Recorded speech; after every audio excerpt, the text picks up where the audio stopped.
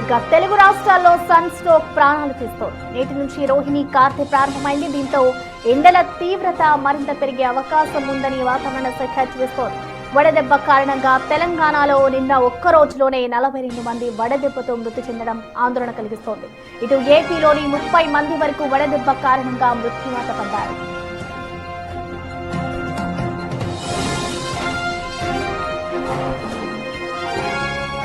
ఇటీవల పిడుగురాలలో అత్యధికంగా 48.1 డిగ్రీల రికార్డు ఉష్ణోగ్రత నమోదైంది.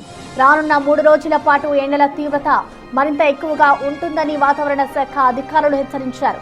ఈ రోజు కోనసీమ, తూర్పు, పశ్చిమ గోదావరి, ఏలూరు జిల్లాలో ఉష్ణోగ్రతలు 45 నుండి 47 డిగ్రీల వరకు దాటవచ్చు. అలాగే కృష్ణా, గుంటూరు, ఎన్టీఆర్ జిల్లాలో 45 నుండి 46 డిగ్రీలు, రాయలసీమలో 40 నుండి 43 డిగ్రీల ఉష్ణోగ్రతలు నమోదయ్యే అవకాశం కనిపిస్తోంది.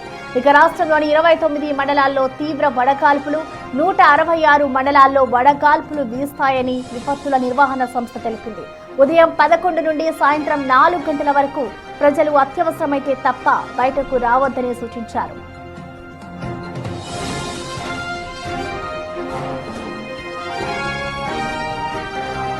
తెలంగాణలో ఉష్ణోగ్రతలు 40 నుండి 44 డిగ్రీల వరకు నమోదవుతుండటంతో వాతావరణ శాఖ 33 జిల్లాలకు ఆరెంజ్, రెడ్ అలర్ట్ జారీ చేసింది. ఎండల తీవ్రత మరో 3 నుంచి 4 రోజుల పాటు ఇలాగే కొనసాగే ప్రమాదం ఉందని తెలిపింది. ఉదయం 11 నుండి సాయంత్రం 4 గంటల వరకు ప్రజలు ఎవరూ బయటకు రావద్దని వాతావరణ శాఖ తీవ్ర హెచ్చరికలు జారీ చేస్తోంది.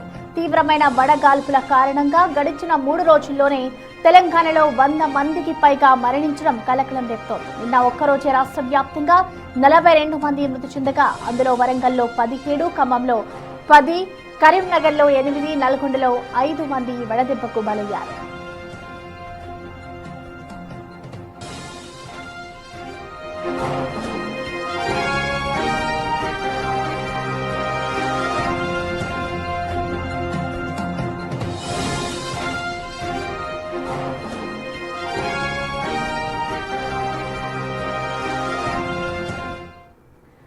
ఇక 2 తెలుగు రాష్ట్రాల్లో కూడా ఎండలైతే అధిక మొత్తంలోనే ఉంటున్నాయి. అలాగే ఇవాళ రోహిణి కార్తె ప్రారంభం ఉండడంతో ఇవాటి నుంచి ఇంకా ఎండలు మరింత పెరిగే ఛాన్సెస్ ఉన్నాయంటూ కూడా ఇటు అధికారులు చెప్తున్నారు. ఇటు వైజాగ్లో ప్రెసెంట్ ఎండల తీవ్రత ఏ విధంగా ఉంది అనేది మరింత సమాచారాన్ని అందించేందుకు మా ప్రతినిధి రాజు మనకి లైవ్ లో అందుబాటులో ఉన్నారు.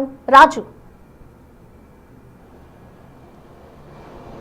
ఏపీలో ఎండల తీవ్రత అదేవిధంగా వాతావరణంలో మార్పులు కీలకంగా మారిపోతున్నటువంటిదైతే కనిపిస్తోంది. ముఖ్యంగా ఒక పక్కన తీవ్రమైనటువంటి ఎండలు, వడగాల్పులు, ఉక్కపోత ఉన్నటువంటి పరిస్థితి అయితే ఉంది. దీనికి తోడు ఉష్ణోగ్రతలు కూడా 47 డిగ్రీలు పైబడి నమోదవుతున్నటువంటి నేపథ్యంలో ప్రజలు అల్లాడిపోతున్నటువంటి పరిస్థితి అయితే ఉంది. మరోపక్క ఉపరితల ఆవర్తనం, ఉపరితల ద్రోణి ఉన్నటువంటి నేపథ్యంలో రాత్రి సమయాల్లో ఎక్కువగా ఉరుములు మెరుపులతో, ఈదురుగాలతో కూడినటువంటి వర్షాలు కొన్ని చోట్ల కురవడంతో భయభ్రాంతులకు గురవుతున్నటువంటి పరిస్థితి అయితే కనిపిస్తుంది. నేను విశాఖ బీచ్ రోడ్ లో ఉన్నాను. బీచ్ రోడ్ సహజంగా ఎప్పుడు అంటే దీనికి సమయం, సందర్భం, వీకెండ్స్ వీటితో పని లేదు. ఎప్పుడు రద్దీగా ఉండేటటువంటి బీచ్ రోడ్స్ ఇప్పుడు నిర్మానుష్యంగా మారుతున్నటువంటి పరిస్థితి ఉంది. దీనికి కారణం ఇప్పటి వరకు ఉన్నటువంటి ఎండల తీవ్రత, ఎండలు ఎక్కువగా మండిపోతున్నటువంటి నేపథ్యంలో ప్రజలెవరూ కూడా బయటకు వస్తున్నటువంటి పరిస్థితి లేదు. దీనికి తోడు ఈ రోజు నుంచి రోహిణి కార్తె ఉన్నటువంటి నేపథ్యంలో ఇప్పుడు ఇంకా ఎండలు తీవ్రత పెరిగే అవకాశం ఉంటుంది, ఉక్కపోత ఎక్కువగా ఉంటుంది, వడగాల్పులు పెరిగే అవకాశం ఉంటుంది. కాబట్టి ప్రజలెవరూ కూడా బయటకు వస్తున్నటువంటి పరిస్థితులు అయితే లేవు. ముఖ్యంగా చూస్తే రాష్ట్ర ప్రభుత్వం కూడా ఉదయం 11 గంటల నుంచి సాయంత్రం 4 గంటల సమయం వరకు ఏ ఒక్కరూ బయటికి రావద్దని హెచ్చరికలు జారీ చేస్తున్నటువంటి పరిస్థితి కనిపిస్తుంది. ముఖ్యంగా చూస్తే అటు అంటే ఈరోజు రానున్నటువంటి 3 రోజుల పాటు ఎండల తీవ్రత ఇంకా అధికంగా ఉంటుందనేది వాతావరణ శాఖ అధికారుల అంచనా ఉంది. ఎందుకంటే దాదాపుగా అటు అండమాన్తో పాటుగా కేరళ తీరాన్ని నైరుతి ఋతుపవనాలు తాకే అవకాశం ఉన్నటువంటి నేపథ్యంలో రానున్నటువంటి 3 రోజుల తర్వాత కొంత ఉపశమనం కలిగే అవకాశం ఉంటుందని చెప్తున్నారు. కానీ ఈ రోజు రోహిణి కార్తె ఎంటర్ అయినటువంటి నేపథ్యంలో అటు ముఖ్యంగా చూస్తే కోనసీమ, తూర్పుగోదావరి, పశ్చిమ గోదావరి, పోలవరం, ఏలూరు జిల్లాల్లో దాదాపుగా 45 నుంచి 47 డిగ్రీల వరకు ఉష్ణోగ్రతలు నమోదవుతాయని అటు వాతావరణ శాఖ అధికారులు అయితే తెలియజేస్తున్నటువంటి పరిస్థితి కనిపిస్తుంది. అదేవిధంగా ఎన్టీఆర్, కృష్ణా, గుంటూరు, బాపట్ల, పల్నాడు, ప్రకాశం జిల్లాల్లో 45 నుంచి 46 డిగ్రీలు, విజయనగరం, పార్వతీపురం, మన్యం, కాకినాడ, మల్కాపురం, అదేవిధంగా నెల్లూరు జిల్లాల్లో 43 నుంచి 45 డిగ్రీలు ఉష్ణోగ్రతలు నమోదయ్యే అవకాశం ఉందని చెప్తున్నారు. రాష్ట్రంలో ఏ మూలన కూడా ఏ ప్రాంతాలని ఎండ తీవ్రత వదులుతున్నటువంటి పరిస్థితి లేదు.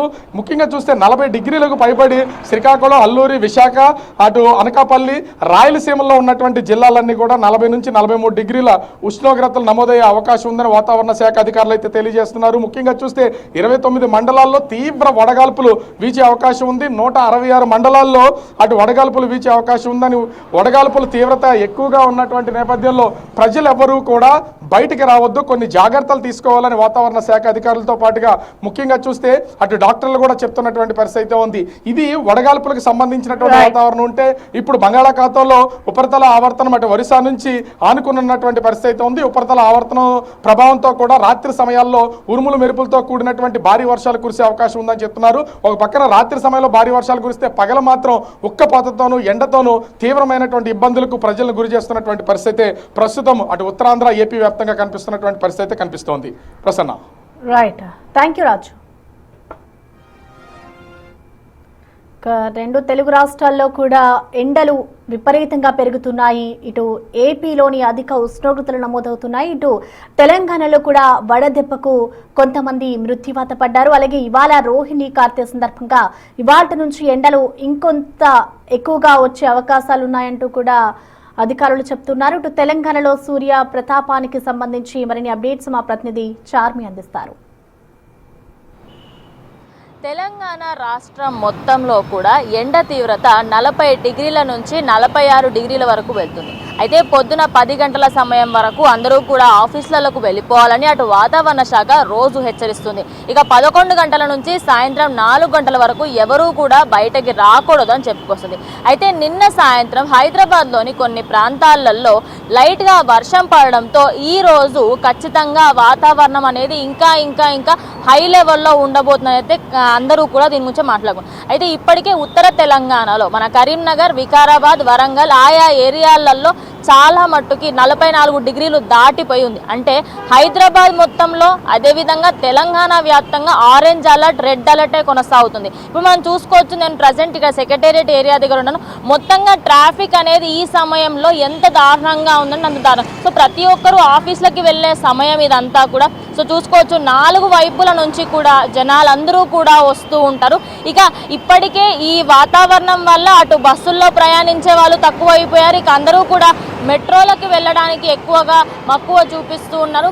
అండ్ ప్రజలు కూడా ఎవరైతే చూసుకోవచ్చు, బస్సులంతా కూడా ఖాళీగా వెళ్ళిపోతున్నాయి. అందరు ఎలా అంటే కారుల్లో వెళ్దాము, లేకపోతే కొంచెం కష్టమైనా సరే మెట్రోలో వెళ్దాం అనుకుంటారు. సో ఇక్కడ వస్తున్న బస్ చూసుకోవచ్చు, మొత్తం ఖాళీగానే ఉంది.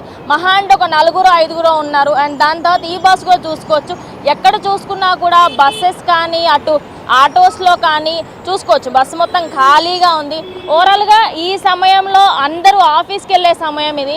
అయినప్పటికీ కూడా ప్రజెంట్ హైదరాబాద్లో ఎవరూ కూడా బస్సులని ఎక్కువగా తీసుకోవట్లేదు. ఇక ఈ వడదెబ్బల కారణంగా ఇప్పటికే హైదరాబాద్ వ్యాప్తంగా అదేవిధంగా తెలంగాణ రాష్ట్రం మొత్తంలో 3 రోజులలో 100 మందికి పైగా కూడా చనిపోయినట్టుగా తెలుస్తుంది. ఇంకా నిన్న ఒక్క రోజులోనే 42 మంది చనిపోయారు. ఒక దిక్కు అటు కరీంనగర్, వరంగల్, నల్గొండ ఏరియాలలో, మెయిన్లీ మనకి వికారాబాద్ ఏరియాలలో చూసుకుంటే వరంగల్లో ఒక్క రోజులోనే 17 మంది చనిపోవడము.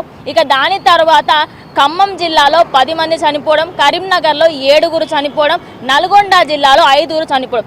ఒక్క రోజులే 42 మంది చనిపోగా వడదెబ్బ కారణంగా ఇలాంటివి రోజుకి కేసెస్ అనేటివి కూడా ఎక్కువ అవుతున్నాయి. ఇక ఆటోల విషయాలకు వస్తే ఇక్కడ ఆటో వాళ్ళు కూడా పొద్దు నుంచి సాయంత్రం అసలు గిరాకీయే ఉండట్లేదు, ఎవరు రావట్లేదు అని కూడా చెప్పు. అన్న ఎట్లా ఉందన్న పరిస్థితి? ఆటోలు బాగా తక్కువనే అమ్మ గిరాకులు. 11 గంటల గిరాకులు తగ్గుతున్నాయి. 11 తర్వాత మళ్ళీ 4 తర్వాత గిరాకులు స్టార్ట్ అవుతున్నాయి.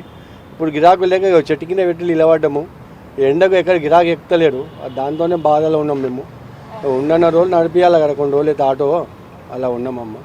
ఓవరాల్గా చూసుకుంటే బయటకి వచ్చేటప్పుడు అందరూ కూడా కవర్డ్గా రావాలని, అదే కాకుండా మీరు కంప్లీట్గా 24/7 హైడ్రేటెడ్గా ఉంటే మనం ఈ వడదెబ్బని తాకకుండా కాపాడుకున్న వాళ్ళం అవుతాం. ఇక వడదెబ్బకి సంబంధించి చనిపోయిన వాళ్ళందరికీ కూడా గవర్నమెంట్ సైడ్ నుంచి అయితే కంప్లీట్గా వాళ్ళకి 4 లక్షల వాళ్ళకి ఏదైతే మనకి అమౌంట్ ఇచ్చేదానికి కూడా అటు గవర్నమెంట్ ఆలోచిస్తుంది. ఇంకా దానికి సంబంధించి ఇంకా ప్లాన్ అంతా కొనసాగుతుంది. సో మొత్తంగా చూసుకుంటే 3 రోజుల్లోనే 100 మందికి పైగా చనిపోయినట్టుగా వార్తలు వస్తున్నాయి. ఇక నిన్న ఒక్క రోజులో 42 మంది చనిపోవడంతో ఖచ్చితంగా బయటకు వచ్చే ముందు జాగ్రత్తగా ఉండాలని అటు వాతావరణ శాఖ ఇక హెల్త్ డిపార్ట్మెంట్ కూడా హెచ్చరిస్తోంది. కెమెరా పర్సన్ చైతన్యతో reporter Charmi, Big TV, Hyderabad.